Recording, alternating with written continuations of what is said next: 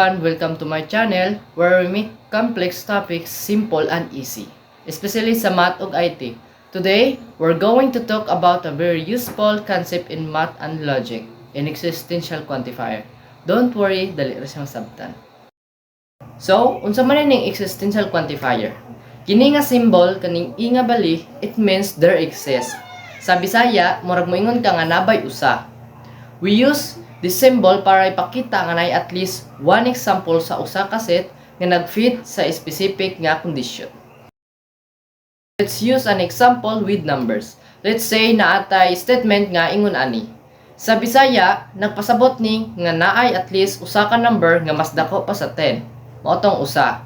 Dili na to kinahanglan nga tanang numbers mas dako sa 10. Isa ra ka number nga mas dako okay na. Kung naatay set of numbers nga 2, 5, 12, 8, ang 12 nga number nagfit sa condition nga mas dako man siya sa 10.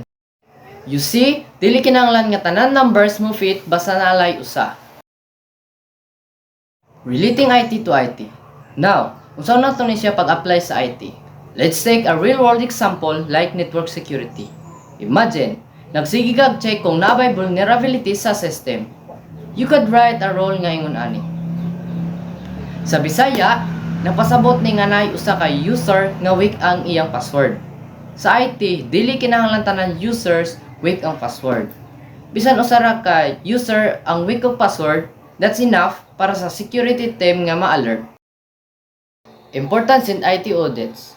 Mao ni siya ngano nga importante ni sa IT audits. Imagine, garan ka og password strength sa audit sa company. Kung imong gi-check, once nga makakita ka og usa ka user nga weak iyang password, you can start taking action. Bisan strong ang uban users, kana nga usa ka weak password, mahimo na siyang entry point para sa hacker.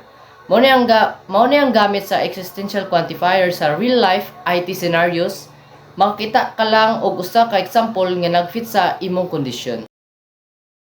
So, mao na to siya. The existential quantifier dili lang ni abstract nga math concept na gyud ni gamit in the real world, especially sa IT.